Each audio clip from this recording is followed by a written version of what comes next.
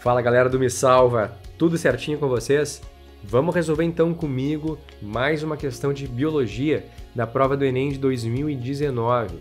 Olha só o que é essa questão, que é do conteúdo de citologia, a parte de biomoléculas vai cobrar da gente. É uma questão de nível fácil, uma questão bem interpretativa, onde boa parte da resposta já está ali no texto base. Vamos conferir então aqui no comando do item primeiro. Qual das bicamadas lipídicas apresenta maior fluidez? Ou seja, nós temos aqui uma imagem, com 5 bicamadas lipídicas, E a gente tem que entender qual é que vai ser mais fluida, portanto. Agora a gente volta lá no texto base.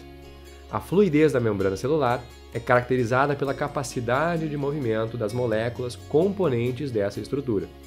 Os seres mantêm essa propriedade de duas formas: controlando a temperatura ou alterando a composição lipídica da membrana. Neste último aspecto, o tamanho e o grau de insaturação das caudas hidrocarbônicas dos fosfolipídios, conforme representados na figura, influenciam significativamente a fluidez. Isso porque quanto maior for a magnitude das interações entre os fosfolipídios, menor será a fluidez da membrana.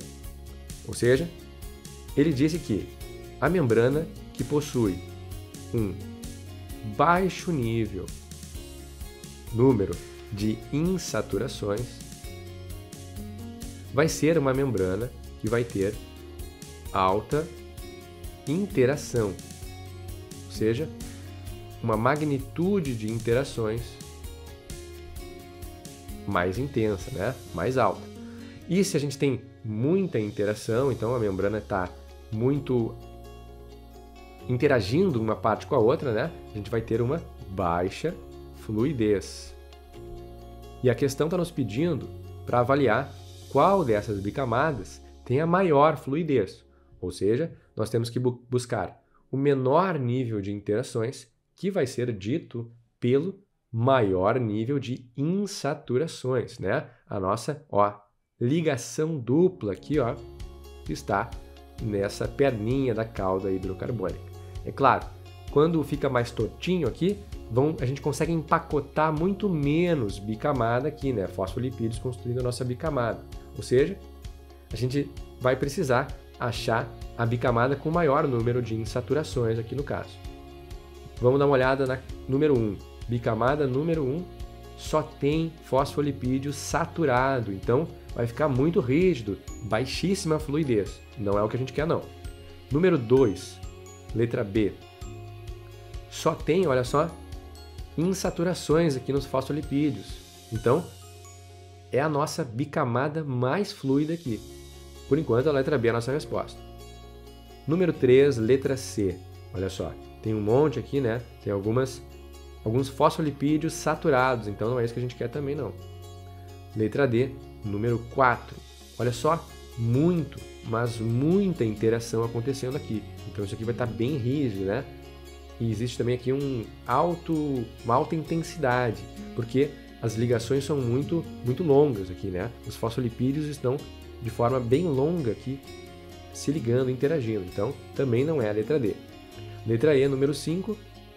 Olha só, o tamanho das insaturações aqui também é bem grande, E das cadeias hidrocarbônicas aqui também é bem grande, então não é número 5 aqui.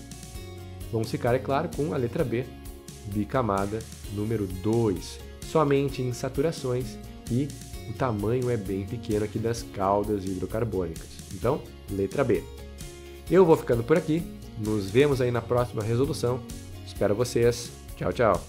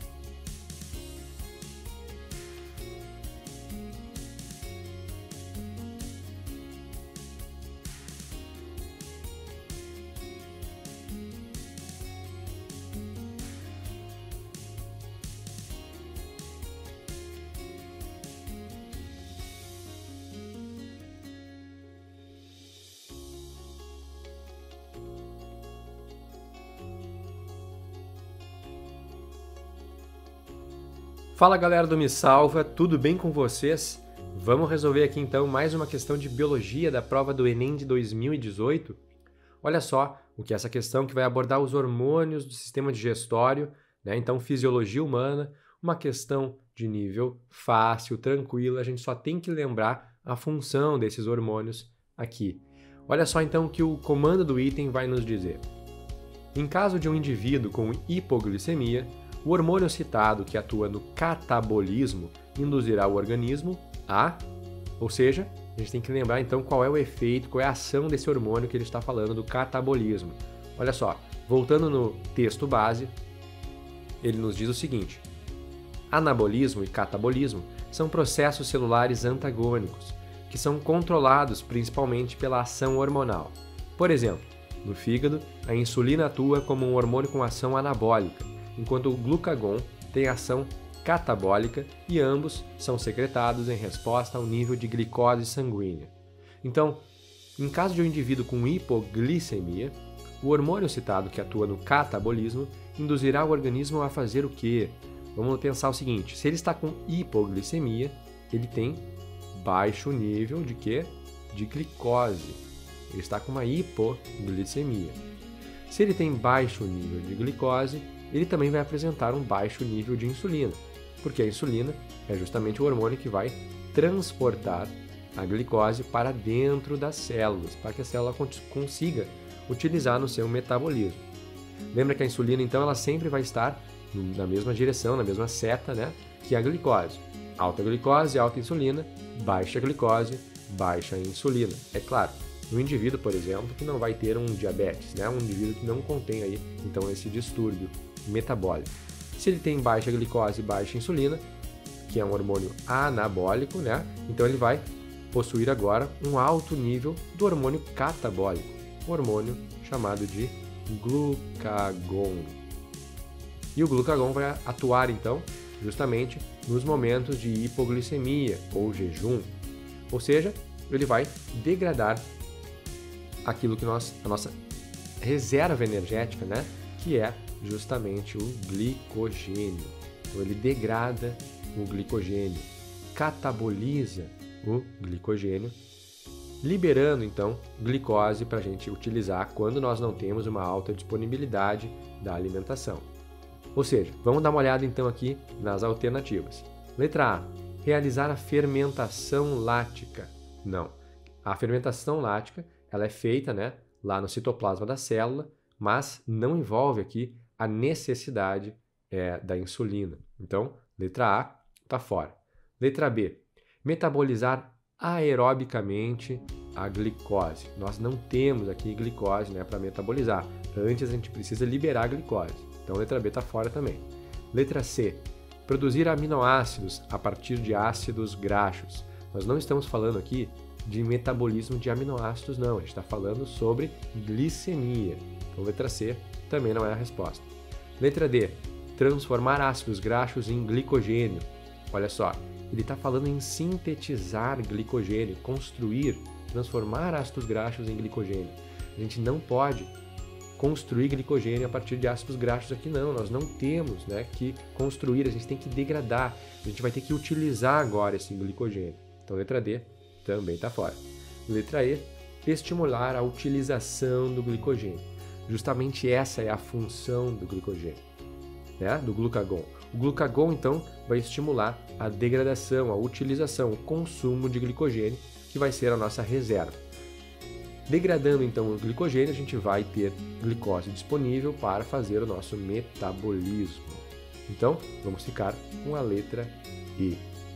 Estimular a utilização desse glicogênio. E eu vou ficando por aqui. Vejo vocês na próxima resolução. Tchau, tchau!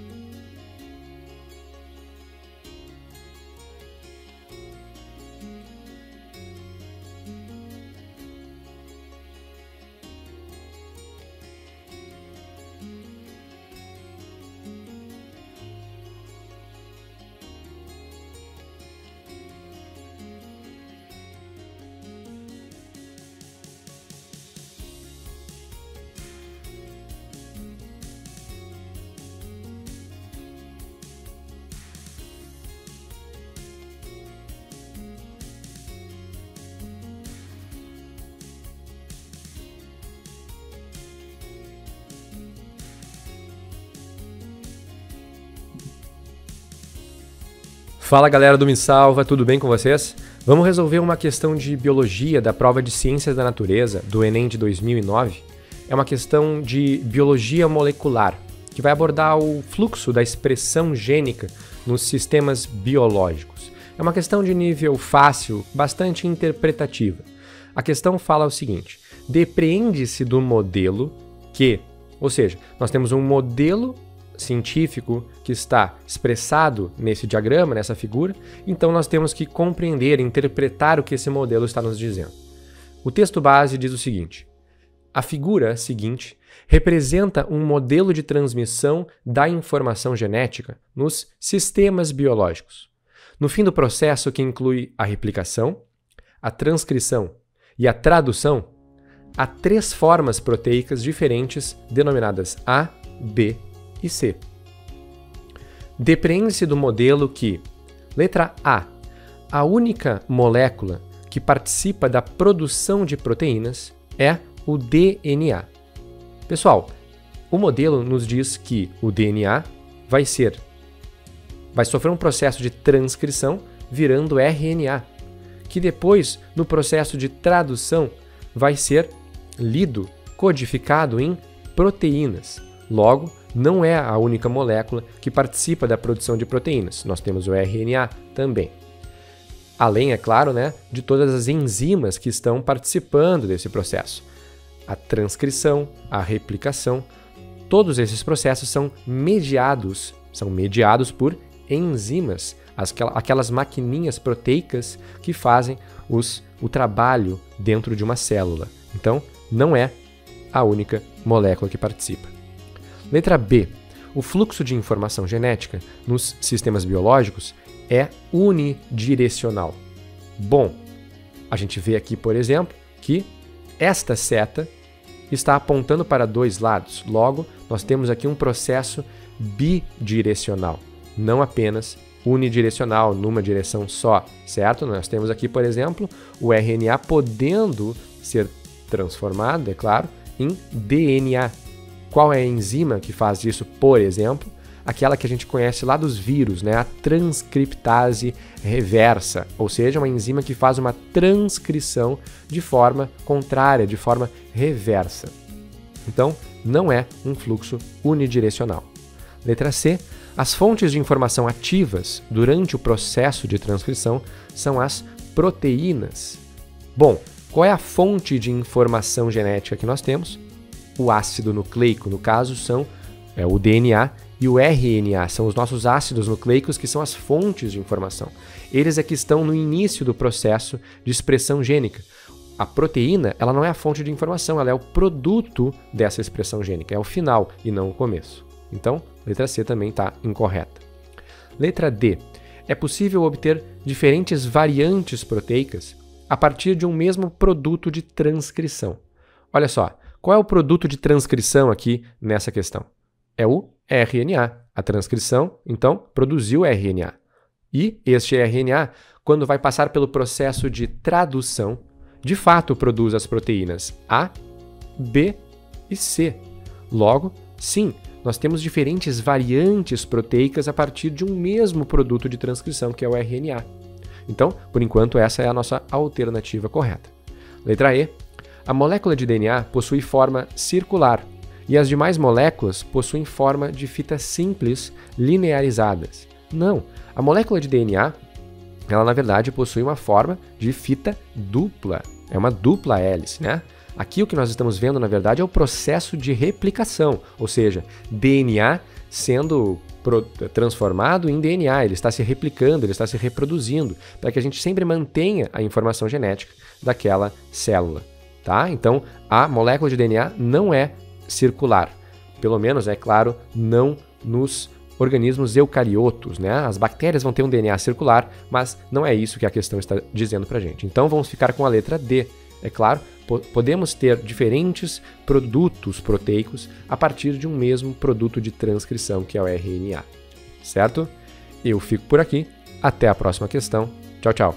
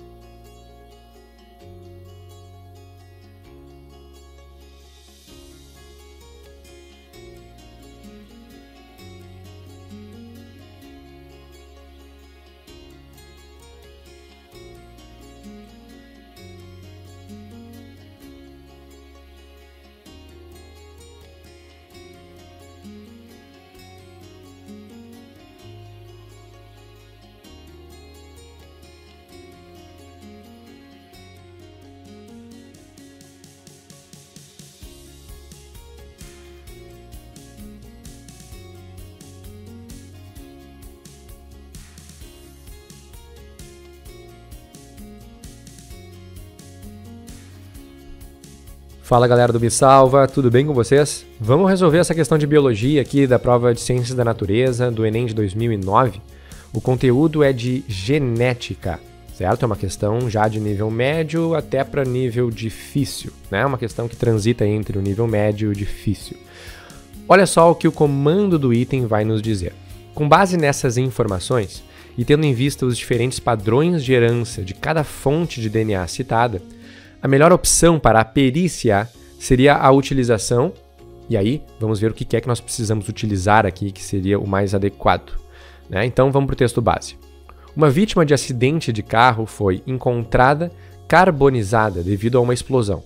Indícios como certos adereços de metal usados pela vítima sugerem que a mesma seja filha, importante, de um determinado casal. Uma equipe policial de perícia teve acesso ao material biológico carbonizado da vítima, reduzido praticamente a fragmentos de ossos. Sabe-se que é possível obter DNA em condições para análise genética de parte do tecido interno de ossos. Os peritos necessitam escolher entre cromossomos autossômicos, cromossomos sexuais, X e Y, ou DNA mitocondrial, a melhor opção para a identificação do parentesco da vítima com o referido casal. Sabe-se que, entre outros aspectos, o número de cópias de um mesmo cromossomo por célula maximiza a chance de se obter moléculas não degradadas pelo calor da explosão. Então, com base nessas informações e tendo em vista os diferentes padrões de herança de cada fonte de DNA citada, a melhor opção para a perícia seria a utilização de qual desses DNAs aqui, né? Então, letra A, do DNA mitocondrial, transmitido ao longo da linhagem materna, pois em cada célula humana há várias cópias dessa molécula. Olha, até agora, essa é a nossa alternativa correta, né? DNA mitocondrial, de fato, é transmitido ao longo somente da linhagem materna, é transmitido somente pelas mães, e em cada célula a gente tem muita mitocôndria. Tem várias mitocôndrias, então cada mitocôndria vai possuir as suas cópias de DNA mitocondrial, então nós temos bastante material genético aqui para analisar. Letra B, do cromossomo X, pois a vítima herdou 2 cópias desse cromossomo, estando assim em número superior aos demais. Na verdade não, né? A vítima aqui não herdou 2 cópias do cromossomo, ela herdou um cromossomo X da mãe e outro cromossomo X do pai. Então não é uma cópia aqui, não são cópias, né? São cromossomos diferentes, são materiais genéticos diferentes. Então não é essa a nossa alternativa. Letra C, do cromossomo autossômico, pois esse cromossomo apresenta maior quantidade de material genético quando comparado aos nucleares, como por exemplo o DNA mitocondrial. Aqui tem uma troca bem equivocada, né? Cromossomo autossômico é que é o DNA, é o cromossomo nuclear. Então o cromossomo autossômico, ele é o cromossomo nuclear e o DNA mitocondrial não. Então, letra C também está errada. Letra D, do cromossomo Y, pois em condições normais, este é transmitido integralmente do pai para toda a prole e está presente em 2 cópias em células de indivíduos do sexo feminino. O cromossomo Y, né, pessoal, ele está aonde? Nos homens. Então, o cromossomo Y não poderia estar aqui porque é uma filha, uma mulher. E além disso, né, o que está errado nessa alternativa? Ele é transmitido integralmente do pai para toda a prole? Não, somente para os indivíduos do sexo masculino e não está presente no sexo feminino. Então, letra D, bastante errada. Letra E, de marcadores genéticos em cromossomos autossômicos, pois estes, além de serem transmitidos pelo pai e pela mãe, estão presentes em 44 cópias por célula, e os demais em apenas uma. Claro, os cromossomos autossômicos estão, de fato, né, em 44 cópias por célula, mas os demais, apenas uma? Não. O DNA mitocondrial tem muitas cópias dentro de uma célula, né? Porque nós temos muitas mitocôndrias, e a mitocôndria, como uma organela que vai conter o seu próprio material genético, então vai apresentar várias cópias desse material genético, desse DNA mitocondrial, por célula, porque nós temos várias mitocôndrias carregando esse material genético. Então, letra E também não está correta. Ficamos com a letra A. O DNA mitocondrial, nesse caso, é a nossa melhor alternativa para identificação do material genético dessa vítima. Certo? Eu fico por aqui. Até a próxima questão. Tchau, tchau.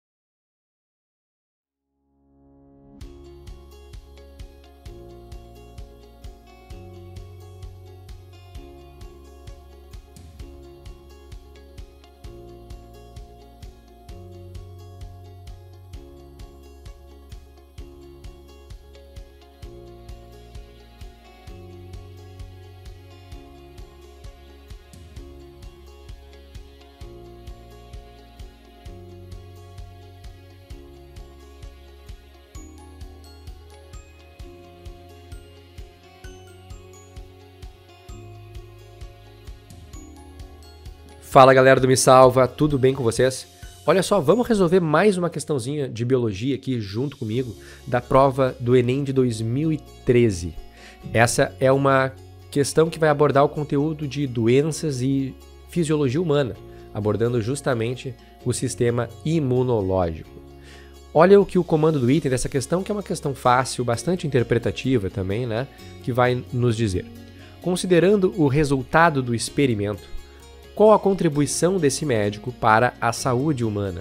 Ou seja, nós temos que voltar agora no texto base e procurar interpretar, compreender esse experimento. E depois a gente, é claro, avaliar qual a contribuição que esse médico teve para a saúde humana. Então o texto diz assim: milhares de pessoas estavam morrendo de varíola humana no final do século XVIII. Em 1796, o médico Edward Jenner inoculou em um menino de 8 anos o pus extraído de feridas de vacas contaminadas com o vírus da varíola bovina, que causa uma doença branda em humanos. O garoto contraiu uma infecção benigna e, 10 dias depois, estava recuperado. Meses depois, Jenner inoculou, no mesmo menino, o pus varioloso humano, que causava muitas mortes. O menino não adoeceu. Pessoal, o que nós estamos vendo descrito aqui? O desenvolvimento da primeira vacina. Foi assim, então, que surgiu a primeira vacina contra a varíola. Claro, vacina é uma palavra que deriva do latim vaccine, que era justamente o nome desse vírus da varíola, né? Então, vacina vai derivar dessa palavra que significa no latim vaca. Então, a vacina foi desenvolvida com esse experimento do Edward Jenner com a varíola bovina. Então, considerando o resultado do experimento, qual a contribuição desse médico para a saúde humana? Letra A prevenção de diversas doenças infecto-contagiosas em todo o mundo. De fato, né? A vacina, ela previne. Isso é muito importante. Então, de doenças infecto-contagiosas, ou seja, que necessita de uma infecção para que haja o contágio. Então, por enquanto, essa alternativa está correta. Letra B. A compreensão de que vírus podem se multiplicar em matéria orgânica. Olha, a não ser que essa matéria orgânica esteja organizada na forma de célula, vírus não se multiplicam fora de uma célula, em matéria orgânica no caso.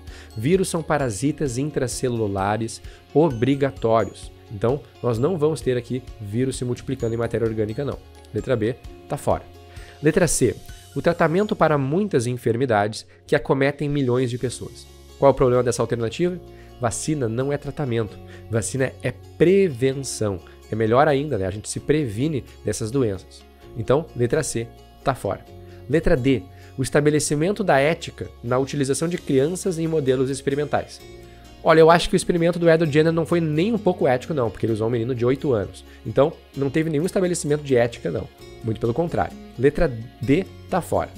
Letra E, a explicação de que alguns vírus de animais podem ser transmitidos para os humanos. Isso já se sabia. E além disso, né, não foi isso que o experimento do Edward Jenner contribuiu para a saúde humana. Né? Então, nós temos aqui que interpretar a questão, a alternativa letra E, né, e saber que ela não explica a contribuição do desenvolvimento da vacina. Então, letra E também está fora. Vamos ficar, é claro, com a letra A. Vacina é prevenção. Vacina, então, desenvolve a resposta imunológica prevenindo as doenças infecto-contagiosas no mundo inteiro. Certo? Eu vou ficando por aqui. Nos vemos na próxima resolução. Até lá. Tchau, tchau.